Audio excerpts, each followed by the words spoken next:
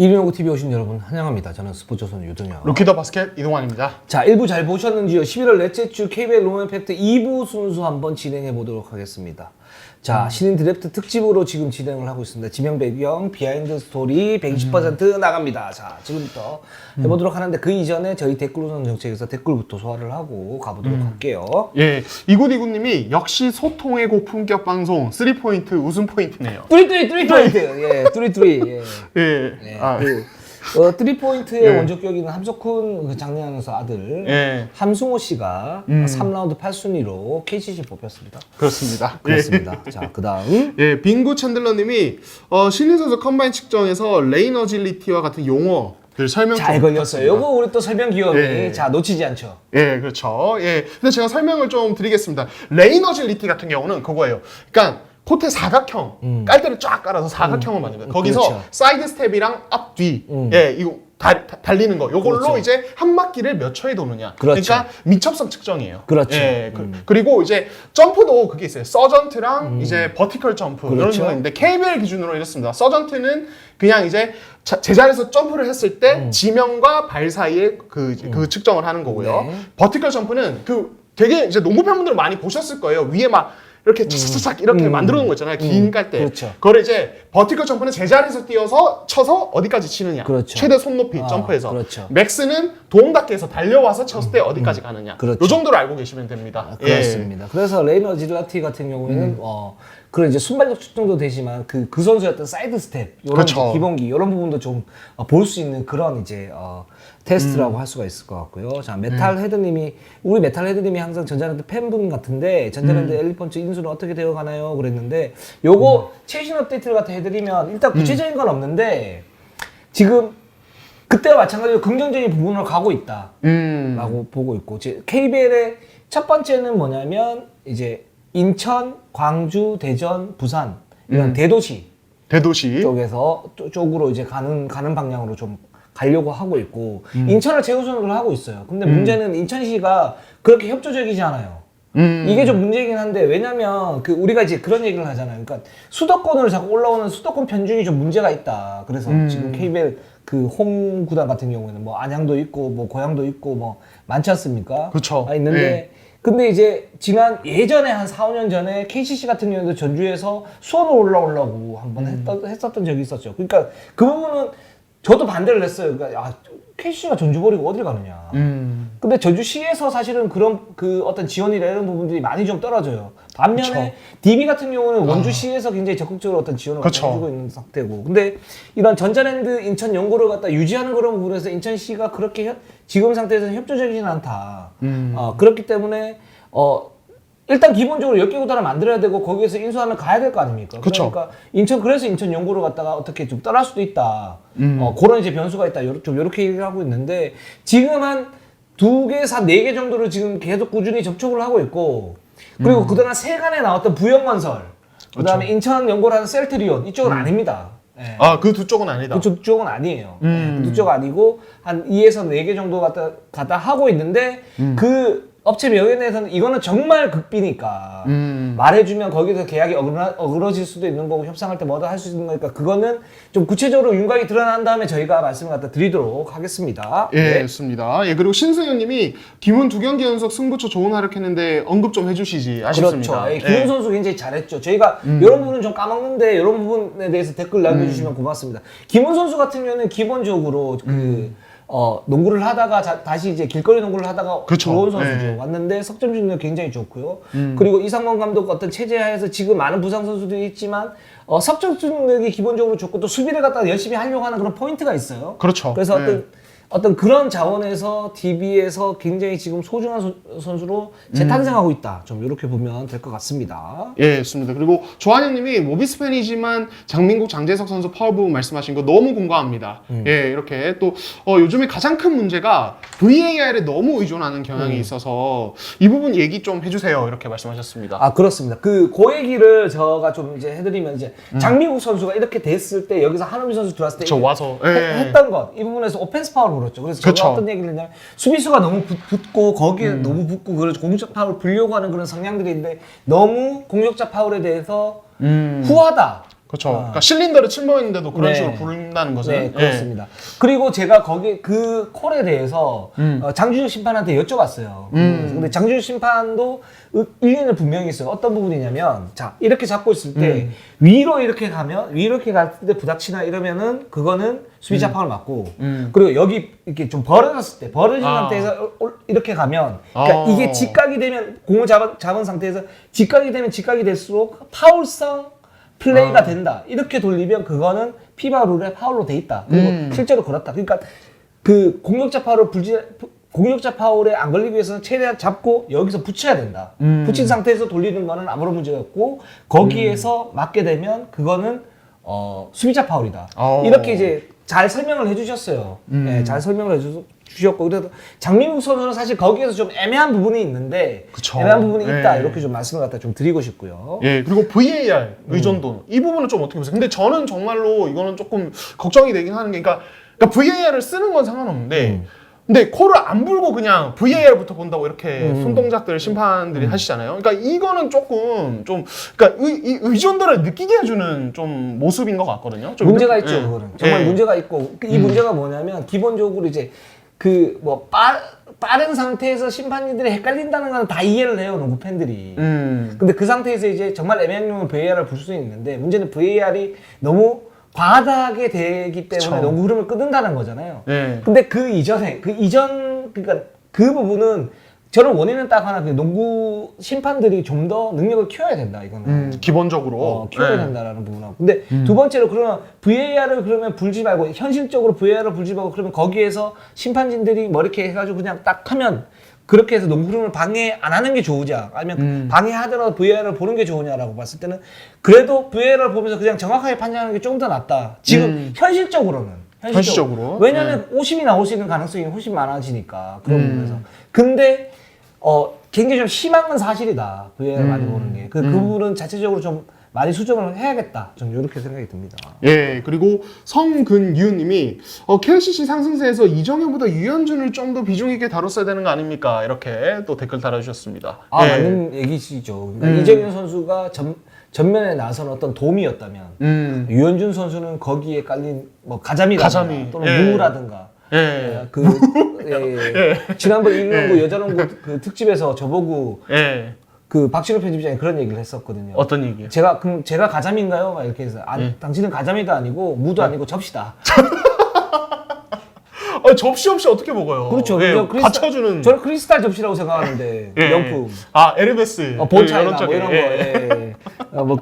그런데 유현준 선수가 사실 지금 KC 가드 자원이 많이 좀 이제 부상당했지 않습니까? 그렇죠. 지금 이제 지금 유병훈 그리고 김주환이 부상으로 이탈해 있죠. 예. 그렇죠. 그런 상태에서 유현준 선수 그렇게 하는 건 굉장히 대단하다라고 볼 수 그렇죠. 있을 것 예. 같아요. 그러니까 너무 이제 체력적으로 지친 경기를 너무 지쳐 있는 일정이 안 좋아서 그런 경기 제외하면은 저는 유현준이 수비적으로도 좀 많이 성장을 했다고 생각을 해요. 그리고 이제 전창인 감독이 이번 시즌에 가장 칭찬을 많이 한 선수가 제가 알기로 유현준 맞습니다. 그리고 정창영 이 두 명이거든요. 맞습니다. 그러니까 그만큼 좀 좋은 활약을 펼치고 있다 이렇게 볼 수 있을 것 같습니다. 그렇습니다. 예, 그리고 발롱도님이 개인적으로 DB의 부진은 이제 잘 나가던 와중에 갑작스러운 이제 주전들의 부상에 식스맨 없어서 주전급 식스맨이 없어서가 80% 이상이라 봅니다. 네. 예, 이렇게 그래서 길게 본다면은 이제 내년에 버튼 뭐 데려오면은 뭐 1월이 이제 엄청난 이제 좀 변곡점이 될 것이다. 뭐 그렇죠. 이렇게 댓글 좀 길게 달아주셨어요. 예.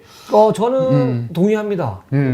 동의하는데 그래서 지금 상태에서 이제 국대급 라인업이 들어와도 김정규, 두경민, 뭐 허웅 또는 윤호영까지 이렇게 들어와도 지금 외국인 선수로는 DB가 우승을 할 수 있는 확률은 좀 떨어진다라고 보고 있고 외국인 선수를 갖다 교체해야 되는 건 맞는데 그 선수가 버튼이 될 수도 있고 또는 좀 중량감 있는 센터 오너와크 같은 그런 선수 될 수도 있다 이렇게 생각이 듭니다. 예.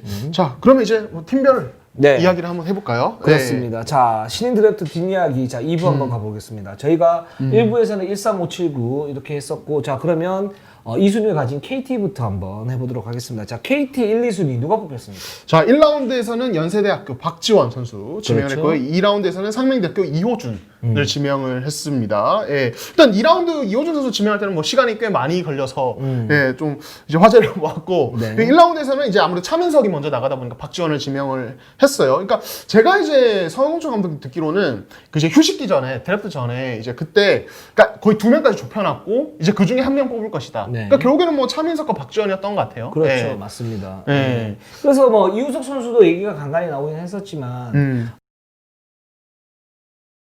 이우석 선수가 만약에 발목 인대를 다치지 않고 전치 3개월이 없었다 그러면 아마 거기에서 어떤 대항마, 그러니까 3명 중에 한 명이 됐을 수 있는 가능성이 있었었는데 이우석 선수가 다치면서 지금 상태에서 그러면 뭐 박지원 그리고 차민석 이 둘 중에 한 명 갖다 뽑으면 되고 삼성이 누구 선택하느냐에 따라 가지고 그 나머지 선수를 갖다 뽑으면 되겠다. 이렇게 KT 서동철 감독은 아마 판단을 했고 그런 의미에서 박지원 선수를 갖다 뽑은 것 같아요. 예. 네. 근데 박지원에 대해서 결국 가장 많이 나오는 말은 슛이잖아요. 슛. 네, 네. 이 선수가 슛이 고쳐질 수 있는 정도인가? 아니면 진짜 뭐 큰 기대를 하기 힘들다 앞으로에서도 이런 정도인가? 이거에 대해서 얘기가 많은데 윤혁 기자는 좀 어떻게 보세요? 슛은 무조건 저는 고쳐질 수 있다고 봐요. 무조건. 네, 무조건. 그러니까 노력 여하에 따라서 어떻게 되는가 이런 문제라고 보고 있고, 그러니까 물론 이제 슈팅의 어떤 메커니즘이 타고나는 부분도 있고 교정이 되면서 잘 되는 부분이 있고 고질적으로 좀 쉽지 않은 그런 경우 있는데 박지원 선수는 그 정도는 아닌 것 같아요. 그러니까 은석 감독 얘기로는 박지원 선수가 슈팅 그런 어떤 메커니즘을 고치기 위해서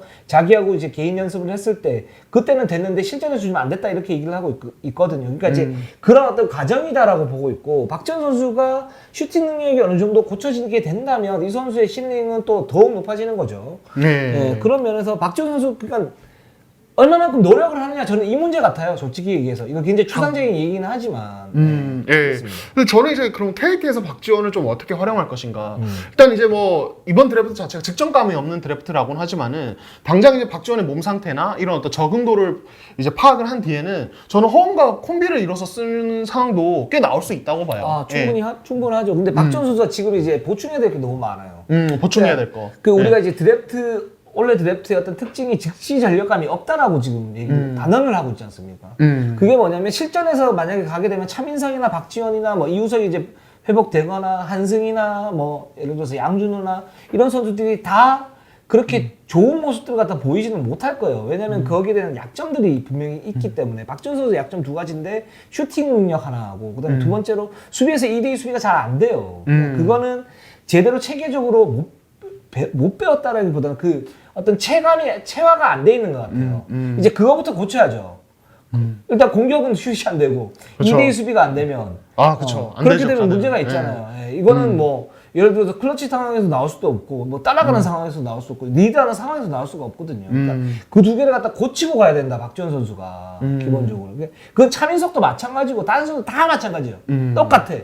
예, 그렇습니다. 예, 좋습니다. 예, 그리고 여기에서 하나만 더 말씀을 드리면 지금 얼리가 많이 지금 각광을 받는 그런 시대가 됐잖아요. 그게 뭐냐면 프로에서는 기본적으로 잠재력, 그러니까 신체 조건을 많이 보고 운동 능력을 많이 보는데 그러니까 이게 뽑혔다고 해서 끝나는 게 아니고 여기서부터 정말 시작점이에요. 그렇죠. 예. 여기서 어떻게 노력을 하느냐에 따라 가지고 정말 평범한 선수들 그냥 1억 받고 뭐 1억 5천 받고 또는 그 이하로 받으면서 그냥 연명하느냐, 아니면 자기가 노력해서 한두 개 개선하면 거기서 2억 3억으로 튀면서 뭔가를 갖다가 이제 그 자리매김할 수 있는 그런 걸 됐느냐. 그 지금부터 시작이니까 이 선수들의 출발점은 어떻게 보면 지금부터 시작이라고 볼 수 있어요. 그렇죠. 예. 그러니까 지금까지 해왔던 것보다 할 게 더 많기 때문에 예. 앞으로 좀 얼마나 빨리 본인이 그냥 노력을 쏟느냐. 그렇죠. 예, 이게 되게 중요할 것 같습니다. 그리고 스텝업을 예. 하려면 처절하게 노력을 해야 됩니다. 그렇지 않은 선수는 성공을 못 해요. 그렇죠. 네, 예. 맞습니다.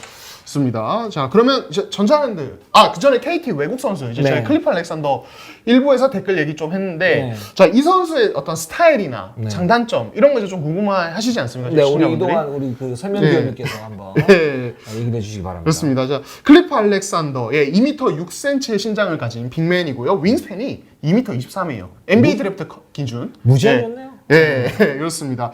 최근에도 이제 다른 해외 리그에서 뛰다가 이번에 KT에 왔는데, 이 선수 이제 제가 영상을 좀 봤을 때는 2대 게임 능력이 좀 인상적이었어요. 그렇죠. 예, 물론 이거는 볼 핸들러가 누구냐에 따라서 다 달라질 수 있겠지만 기본적으로 스크린 걸고 이 페인트 존에서 받아먹는 능력이 좋다. 그러니까 팔이 워낙 길다 보니까 어느 정도 좋은 위치에서만 자리 잡으면은 그 이제 준수한 운동 능력과 긴 팔로 마무리를 그냥 덩크를 팍팍 찍더라고요. 그렇죠. 예, 무시무시하더라고요. 그리고 이제 그러면 슈팅 범위는 어떻느냐? 제가 봤을 때는 점프샷 능력은 일단 갖추고는 있어요. 다만 이게 막 메인 무기로 삼긴 그렇고 그렇죠. 한 번씩 그냥 이제 픽앤팝 한 번씩 미드레인지에서 해주거나 혹은 이제 페이스업 공격할 때 한 번씩 톡톡톡 넣어주는 정도 요 정도고 1대1은 제가 봤을 때는 거의 웬만하면 훅슛 위주로 좀 가는 것 같아요. 그래서 KT가 이 선수가 뛸 때 뭔가 뭐 1대1을 많이 시켜서 뭔가 데릭슨처럼 1대1 많이 시키기보다는 허은이랑 2대2 파트너 좀 많이 시키는 쪽으로 가지 않을까 저는 이렇게 좀 보고 있습니다. 맞습니다. 저도 예. 그렇게 좀 생각이 들고 일단 2대2 공격 같은 경우는 뭐 괜찮다. 그리고 근데 이 선수의 문제점 두 가지. 첫 번째는 일단 그 어떤 그 팀에서 융화되는 부분에서 어떤 성격 문제. 살짝 있다. 성격적인 부분. 살짝 있다. 이런 이제 루머가 좀 돈다. 라는 거고. 두 번째 같은 경우에는 시야가 좁다. 터널실. 그렇죠. 예. 그러니까 이제 2대 공유하면 그것만 하고 그 상황 대처를 잘 못하는 거죠. 이제 그런 선수들 많지 않습니까? 그렇죠. 예, 그렇고 근데 좋은 점은 말씀하셨던 것처럼 윙스팬이 길기 때문에 어떤 골밑 장악이 될 수도 있다. 될 수 있다. 그래서 브랜든 브라운이 1옵션이 되고 아마 이 선수가 브랜든 브라운의 어떤 그 높이가 만약에 안 됐을 경우에 특정 상대에게 뭐 한 10분에서 20분 정도 뛸 수 있는 2옵션이 되지 않을까라는 생각이 듭니다. 예. 자, 그다음에 전자랜드로 한번 가보도록 할게요. 예, 전자랜드. 자, 4순위 지명권 가지고 있었는데 성균관대 양준우 지명을 했습니다. 사실 이제 유동 기자가 일부에서 말씀하신 대로 빅맨 쪽을 보느냐, 뭐 이제 이런 얘기가 돌았는데 결국에는 양준우였어요. 자, 이 픽에 대해서 좀 이제 스토리를 좀 들려주시죠. 전자랜드가 당초에는 박진철도 고려를 했었는데 박진철은 아니다. 그러면 한승이다. 근데 근데 양준우 너무 좋다.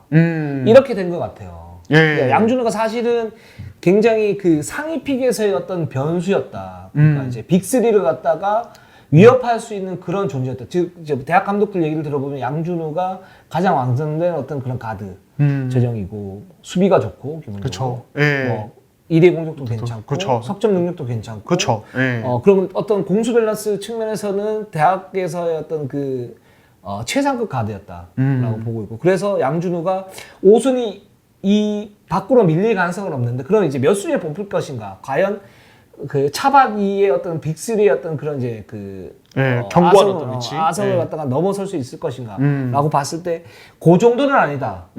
봤지만 4, 5순위에 무조건 뽑힌다. 라고 봤었었고 근데 전자랜드가 그러면 한승이냐 양준이냐고 봤을 때는 전자랜드 같은 경우에도 뭐 유동 감독이 결정적인 어떤 힌트를 줬죠. 예. 뭐 포워드진이나 어떤 그 백업 센터보다는 가드 쪽 보강이 굉장히 중요할 것 같다. 김낙현이 군대를 가고 뭐 그러면서 그렇기 때문에 이 양준우 선수를 어떤 가장 좀 즉시 전력감에 가까운 선수가 이 선수가 아닐까라는 생각이 듭니다. 해야겠지만 그렇죠. 그러니까 저희가 이제 여름 때 이 선수에 대해서 또 언급을 할 때 이 얘기를 했어요. 단점이 없는 선수. 진짜 말씀하신 2대2도 할 줄 알고 슈팅력도 있고 실제로 이제 여름에 어떤 프로팀과의 연습 경기에서도 3연sul 라인에서 꽤 뒤에서도 막 되게 적극적으로 슛을 던질 수 있을 정도로 슛 능력도 이미 갖췄고 185cm 포인트 가드 중에서 그래도 장신에 속하죠. 그러니까 사이즈도 좋고 기본적인 수비 기본기도 괜찮기 때문에 저도 여기서는 즉시 전력감에 좀 가까운 선수라고 생각해요. 그러니까 아까 이제 박주현 얘기도 이런 얘기 했잖아요. 단점들이 있다. 이거 안 고치면은 프로에서 바로바로 투입되기 힘들다. 근데 양준우는 그게 제일 적은 선수다. 그렇죠. 이렇게 보셔도 될 것 같아요. 맞습니다. 그리고 저희가 지난번에 이제 얘기했던 것처럼 그 양준우 선수한테 이렇게 얘기하지 않았습니까? 야, 딱히 못하는 것도 없는데 딱히 잘하는 것도 별로 없는 것 같다. 그쵸. 그게 어떤 의미냐면 저희가 그냥 뭐 약간 좀 우스갯소리로 얘기를 했지만 이제 실력이 조금 이제 낮아질 수는 있다. 이제 그런 부분을 얘기를 했는데 그런 부분에서 박지현이나 이우석 그리고 차민석보다는 조금 이제 떨어진다. 그렇기 때문에 이제 4순위로 뽑힌 거죠. 근데 여전히 굉장히 좋은 선수다. 이렇게 말씀을 갖다 드리면 될 것 같습니다. 자, 좋습니다. 자, 그러면 LG로 넘어가도록 하겠습니다. LG. 자, 1라운드 6순위 가지고 있었는데 윤원상을 지명을 했습니다. 조금 이제 팬분들이 보시기에는 의외인데라는 좀 생각을 가질 수 있어요. 왜냐하면 김실의 이원대에다가 박경상도 있는 어떤 단신 가드가 꽤 많은 팀이 또 윤원상 180cm로 작은 편이거든요. 이 선수를 지명했다. 자, 여기는 좀 어떤 배경이 깔려 있습니까? 일단 LG가 가장 좀 혼란스러웠어요. 이 팀이. 혼란스러웠다. 사실은 지명 순위로 보면 이근희를 뽑아야 되거든요. 그렇죠. 이근희가 네게티브 프로 스카우터들 사이에서 어떤 얘기들이 나냐면 이근희가 7순위 밖으로 내려갈 것 같진 않다. 이런 얘기들이 많았었고 그리고 이근희가 이제 얼리로 나온다고 했을 때 그 선수를 보기 위해서 한양대와 연습 경기를 잡는 구단들이 굉장히 많았습니다. 뭐 삼성도 그렇고 현대모비스도 그렇고 여러 팀들이 있었었는데 근데 거기에서 평가가 그렇게 좋지는 않았어요. 이근희가. 맞아요. 그러니까 예. 이제 장포는 확실하다. 그리고 스크린을 받고 올라가는 어떤 석점 슛은 확실한데 그 나머지 것들이 보충해야 될 것이 너무 많기 때문에 과연 이근희를 슛 하나 놓고 뽑을 수 있겠느냐 이런 얘기들이 많았었고 이 조성원 감독은 명지대에서 LG로 오지 않았습니까? 그러면서 윤원성 선수의 어떤 3학년 때 모습을 잘 봤어요. 그러니까 이근희냐 윤원상을 놓고 이렇게 봤을 때는 아 윤원상이 지금 4학년 때 같은 경우에는 뭐 부상도 있고 뭐도 있었기 때문에 이재범 기자의 어떤 기사를 보면 잘 나옵니다. 이재범 기자가 아마농구는 제가 알기로는 원톱입니다. 그렇죠. 원톱. 최고시죠. 네. 예. 그 보시면 알겠지만 일단 윤원상은 굉장히 성실하고 기본적으로 그리고 슈팅 능력이 기본적으로 전방에서 던질 수 있는 그런 부분들이 깔려 있고 스크린 이용도 잘하고 스텝백도 어느 정도 완성이 돼 있다. 단 키가 작다. 1m 그렇죠. 80. 네. 그래서 실링 측면에서 좀 약한 모습 같아 보이는데 이 선수가 만약에 예를 들어서 190이었으면 1순위였겠죠. 아, 그쵸. 예. 네. 그랬는데 예. 그래서 이 신체 조건의 어떤 그 불리함 그래서 이런 잠재력의 어떤 불리함이 있는데 이 선수가 기본적으로 가지고 있는 슈팅 능력이나 득점력은 프로에 와서도 충분히 통할 수 있는 그런 모습들이 있다라고 봤었거든요. 그러니까 호불호가 굉장히 깔렸었는데 4학년 때 윤은상 선수가 좀 부진하면서 평가가 쭉 내려갔던 거죠. 1라운드 픽은 무난하다고 봤었고 1라운드 5순위 안에 들 수 있을 거라고 봤는데 쭉 내려갔다가 LG는 이제 조성원 감독이 그런 부분을 봤던 거죠. 그러니까 윤원상을 뽑을 것인가 이근희를 뽑을 것인가를 봤을 때는 득점력 측면에서는 이근희는 슈팅 능력이 좋지만 윤원상은 다재다능한 어떤 슈팅 어떤 능력들이 있다. 그쵸. 이런 부분을 보고 LG는 6순위로 윤원상을 뽑게 됐었고 그런 부분에서 뭐 그 드래프트 직전에 결정하지 않고 이미 내심 마음을 가지고 있었던 걸로 저는 알고 있습니다. 예, 그러니까 결국에는 이제 윤원상이 그런 게 있잖아요. 이근희 경은 어떤 1위 게임 능력이라든지 네. 그리고 대학교 그렇죠. 내내 어떤 에이스로서의 역할을 부여받았기 때문에 공격 루트 자체가 되게 다양하다는 거. 패싱도 괜찮아요. 예, 패싱도 되게 괜찮고. 그러니까 물론 그게 있죠. 그러니까 당국대 득점왕 출신의 어떤 프로 와서의 어떤 실패 사례 네네. 이런 것들이 좀 이제 저희 관계자들의 어떤 좀 마음을 찝찝하게 만드는 부분이 있었지만은 어쨌든 득점력만큼 확실하다. 네. 이게 어떤 매력 포인트였던 것 같아요. 예, 그렇습니다. 그래서 공격형 포인트 가드로서는 이 선수의 어떤 수준은 꽤 높다. 단 이제 지금 폼을 갖다가 좀 확실히 만들고 수비도 좀 보완을 해야죠. 그렇죠. 예, 그래야 될 것 맞습니다. 같습니다. 자, 자, 그다음에 KCC로 한번 가보도록 하겠습니다. 자, KCC가 자, 이거 이동학 기자가 진짜 다 맞췄어요. 예, 진짜. 아니 2라운드까지. 아니 도대체 예? 이 재능 이런 데만 쓸 겁니까? 딴 데도 쓰셔야 되는 거 아니에요? 예. 신뢰를 받으셨어요? 그동안 예. 우리가 얼마나 욕을 먹었습니까? 예. 예? 드디어 다 만회하시네요. 예? 예. 대가리 받고 시작을 하고 예? 맨날 사과하고 예? 예. KCC 만세. 아니 이럴 때도 있어야지. 이럴 때도 있어야지. 아, 그렇죠. 그렇죠. 예. 예. 우리가 맨날 사과만 하고 뭐 보니까 커뮤니티에 보니까 얘네들이 뭘 아냐? 예. 이런 농알 못 들어. 그다음 예. 농구는 잘 모르는데. 야, 그쵸. 그러면 직접 들으면 진짜 기분 나쁘거든. 아, 그렇죠. 네. 예. 하지만 네. KCC 저희가 정확하게 이동혁 기자가 정확하게 맞췄습니다. 이동혁 기자가 제가 알기로 첫 방송 때 곽정훈 픽 가능성 딱 얘기를 하셨는데 네. 그 다음에는 이근희 혹은 곽정훈이다. 네, 그렇죠. 네. 그 두 명을 1, 2라운드에서 싹 뽑았어요. 예, 그렇습니다. 뒷걸음 치다가 속구리를 제대로 밟았죠. 석구리를 밟았다. 네, 예. 제대로 밟았죠. 자, KCC 사실은 제가 이제 느끼기에는 박진철이 만약에 미끄러졌다면 네. 오리온의 선택을 안 바꾸고 네. 그러면 이제 당장 이제 냉큼 무조건. 예, 박진철을 네, 네. 예, 시절 저도 이제 100%. 지금 100%안 돼요. 100%안 돼요. 예, 100%안 돼요. 네. 그래서 저도 이제 현장 다니면서 좀 듣기로는 KCC 이제 이미 한두 달 전부터 박진철이 우리까지 내려온다면 어떨까 이런 KCC 관계자의 한 이제 농담 섞인 말이 있을 정도로 이제 관심이 있었는데 다만 이제 박진철 오리온에서 데려갔고 네. 그러면 이제 남은 픽 중에 베스트는 이근희가 남아 있었기 때문에 네. 무난하게 그냥 마음 편하게 픽을 한 거죠. 네, 예. 그렇습니다. 그 KC의 또 수석 코치 강양태 코치가 그런 부분에서 잘 아세요. 근데 거기 있는 이제 스카우터 분들도 굉장히 유능하신 분들이고 그렇기 때문에 그 KCC는 이제 플랜 B를 마련을 딱 해놓고 있었던 거죠. 뭐 만약에 박진철이 내려오면 박진철이고 그게 아니면 이 선수로 간다. 이렇게 돼 있었던 그런 부분들인 것 같고 근데 거기에 대해서 저도 이제 정확하게 캐치가 안 되잖아요. 그걸 이제 뭐 정확하게 얘기해 줄 어떤 감독들이 누가 있습니까? 그렇죠. 이제 예. 그런 부분에서 보자면 KCC 같은 경우에는 만약에 이근희가 내려온다 그러면 이근희를 갖다 개수를 해야죠. 기본적으로 아, 그쵸. 8순위니까 예. 개수를 해야 되고 그리고 거기에서 KCC가 고민했던 부분들이 이제 변수들 오재현, 이준희 이런 선수들 이 선수 그 다음에 곽정훈 예. 여기서 어떻게 선택을 할 건가의 문제였었는데 그래서 1순위는 일단 이근희가 내려왔기 때문에 이근희를 갖다 잡은 거고 2순위로 갔을 때 2순위로 갔을 때 이준이나 뭐 오지현 이렇게 가려고 그랬었는데 오지현이나 이제 곽정훈 셋 중에 하나 가려고 그랬었는데 나머지들이 미리 뽑혔었죠. 그쵸. 뽑혔기 예. 때문에 KC는 뭐 고민할 필요도 없이 곽정훈 선수로 이렇게 간 것으로 알고 있습니다. 사실 KCC가 지금 이제 1위로 휴식기 이전을 마치기도 했었고 지금 사실 이 팀은 가드 자체가 굉장히 많잖아요. 네. 그리고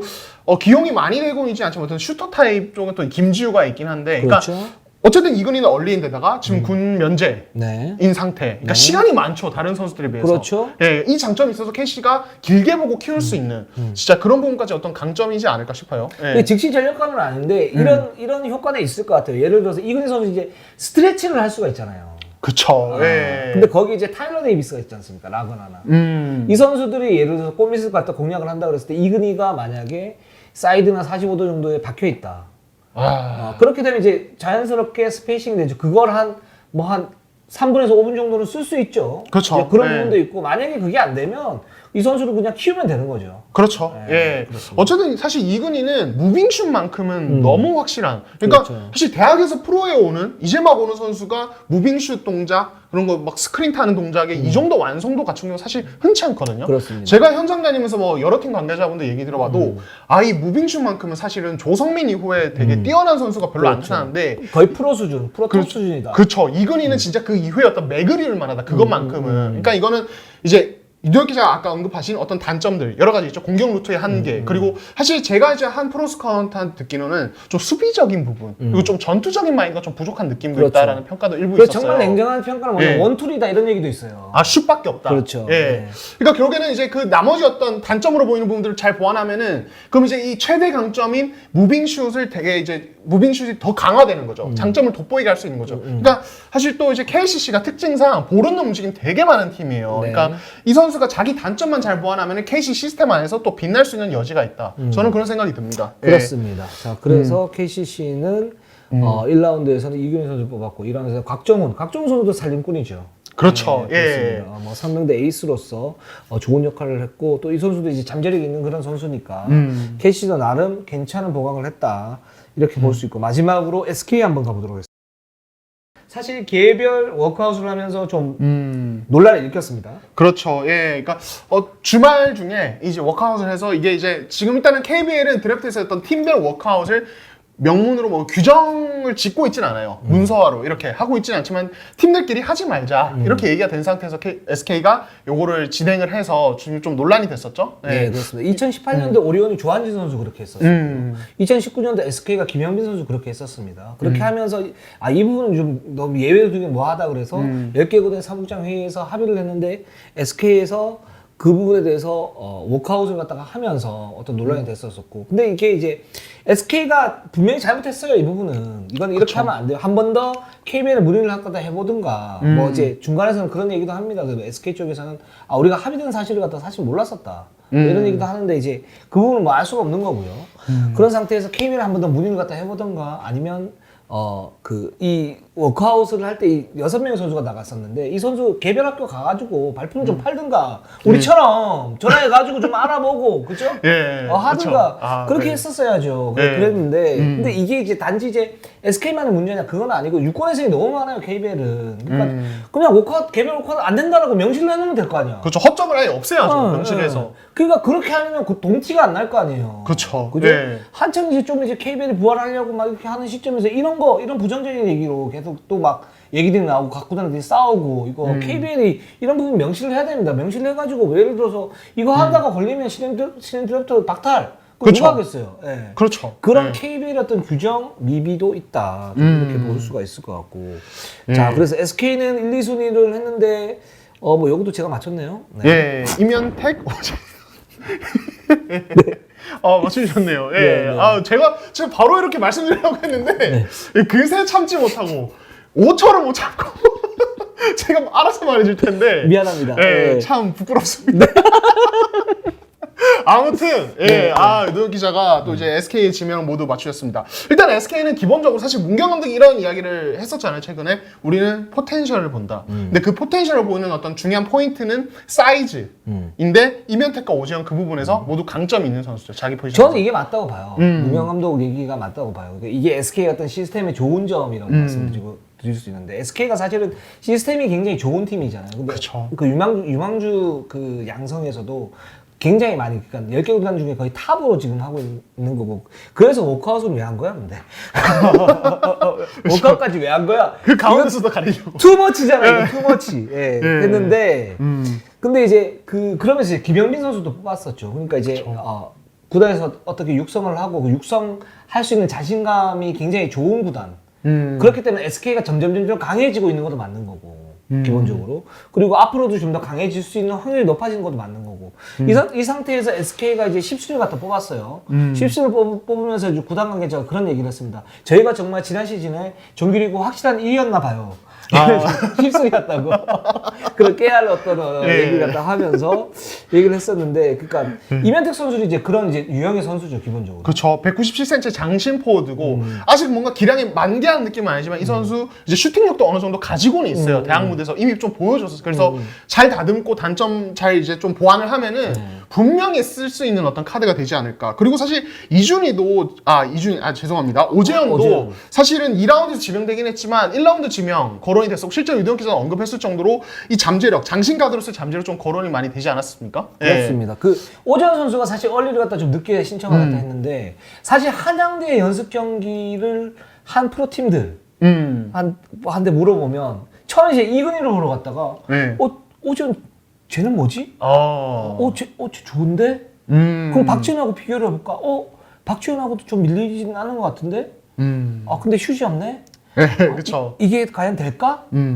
될 수도 있을 것 같은데? 그러면서 주가가 이제 올라간 이제 선수죠. 이 선수 같은 경우에는. 그렇죠. 예. 그러니까 말씀하신 어떤 슛의 어떤 문제, 그리고 어떤 돌파 어떤 방향, 그렇죠. 좀 이런 문제, 이런 문제를 좀 안고 있긴 하지만 사실 이런 것들은 지금 이 선수도 얼리고 향후에 프로에서 얼마나 다르냐에 따라서 많이 달라질 수 있어요. 그럼요. 이 선수 노력에 따라서 달라질 수 있고 또 왼손잡이 또 선수니까 그런 부분에서 어떤 특이성도 있고요. 그래서 오재원 선수 같은 경우에는 당초에 얼리로 나왔을 때는 뭐 괜찮은 가드가 나왔구나 그랬는데 이게 평가가 점점 높아지면서 1라운드 한 중위 하위권까지는 갈 수 있겠는데 라고 했었고 결국은 2라운드 1순위로 SK 뽑혔습니다. 자, 저희가 숨가쁘게 신들의 특집을 한번 해봤습니다. 뭐 결론을 짓자면은 유동력 만세. 만세 아니겠습니까? 그러니까 제가 이렇게 하려고 하는데 왜 굳이 본인이 좀 하셨어요? 제가 알아서 이렇게 잘 한단 말이에요, 저는. 부끄럽네요. 저는 진짜. 우리 유동혁 기자님. 부끄럽네요. 이렇게 띄워줄 사람 저밖에 없습니다. 네, 알겠습니다. 저희는 항상 고마워. 저희는 항상 최선을 다하겠습니다. 자, 네이버, 유튜브, 구독, 좋아요, 알람. 감사합니다.